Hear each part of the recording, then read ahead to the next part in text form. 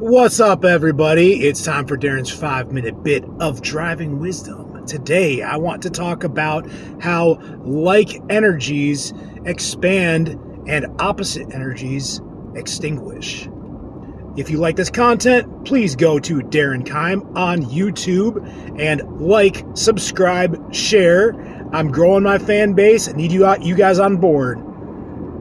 All right, so the first thing that I want to say about like energies will expand, opposite energies will extinguish. What I mean by that, I'm going to put it in the context for you. The context is if you've ever dealt with anger, if you've ever dealt with depression, anxiety, fear, a bunch of energies in these emotions, that they have a similar feel to each other. And the best umbrella that you can put them under is negative. So can you make a case that in certain instances anger is a positive thing? I suppose that anger, when it's at something that's unjust, can provoke a response that can bring about the justice. So in that sense, yes, it can be a positive thing, just like when Jesus was in the temple driving out the money handlers and the tax people, the people that were selling animals and different things in the temple. And Jesus is like, you guys have made a house of prayer into a den of robbers. He was clearly angry. But for the most part, let's go into kind of what I touched on yesterday, road rage. When you get angry at somebody doing something, that doesn't really fix the problem. It actually expands it. You haven't done anything to change the situation. All that you've done is you've elevated a form of energy within yourself. So what do I mean by opposite energies extinguish? Okay, so let's take the road rage situation. So you're angry that somebody just cut you off. Instead of flipping them the bird, instead of going with the natural impulse of rage or elevating your feeling of that, the opposite would be to say, man, I'm grateful that I didn't get hurt. I'm grateful that this person didn't get hurt. Or to say, you know what? Those things happen. I'm just grateful to be driving instead of walking. I have a vehicle. Yeah, it's almost like a killjoy because part of you, I think, really identifies with that anger response, or we can go into the fear or the anxiety response. It's the same thing. We as humans get really good at identifying with a particular set of emotions. And it just so happens that a lot of times we happen to look at the pessimistic rather than the optimistic. So in the case of the road rage, it's like you want to there's something about it you connect with, and it's like it feels right to go into it. But you're admitting that you are angry because of it, that you're getting a sense of rage from it. And who wants to be angry? Who wants to be enraged? Or better than that, who wants to be depressed? Who wants to be anxious? Who wants to be fearful? There are people that are so depressed that they can't sleep, or so anxious or fearful that they can't sleep. Who wants to not be able to sleep?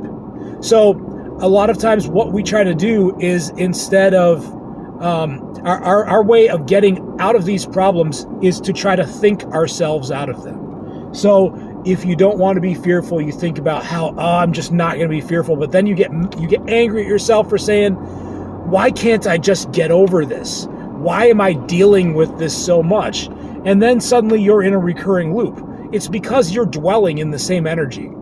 So the way that I have been dealing with over the years, and it's helped tremendously, to get through anxiety and depression and fear, those are the big three, it feels like, for a lot of people, myself included. Those were the big three. The way that I got through those things was to do the opposite.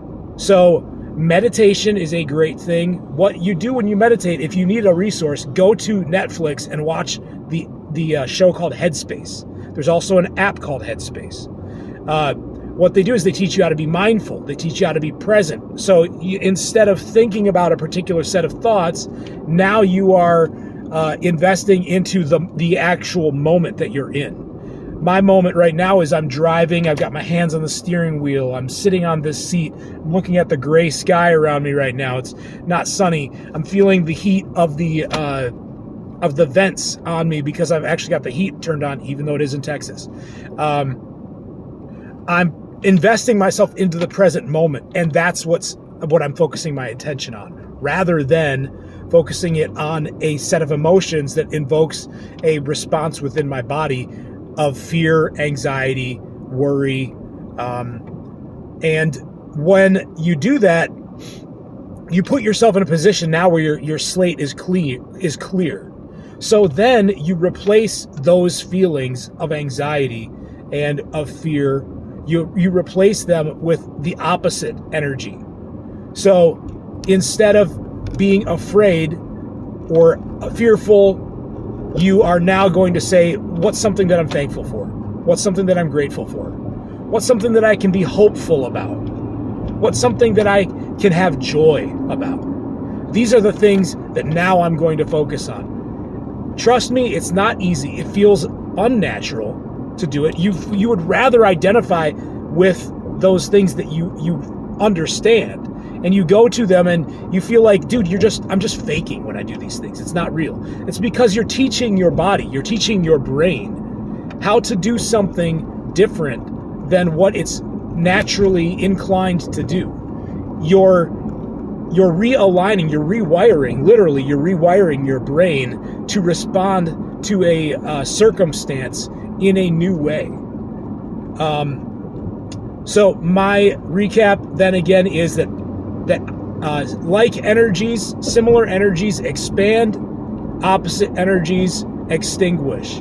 Use that if you're dealing with something. If you've got a problem with anger, one of the best things, or bitterness or regret or whatever, one of the best things that I've found to do is throw up a couple prayers, asking for the well-being of something, and asking that those feelings would be removed, and then you just remove them.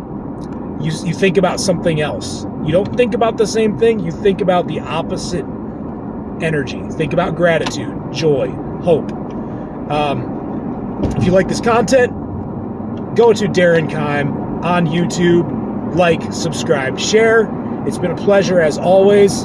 And once again, I've went over 5 minutes, starting with my 5-minute challenge of do anything for 5 minutes that you really want to do, just to get it kickstarted. Love you guys. I'll talk to you all tomorrow.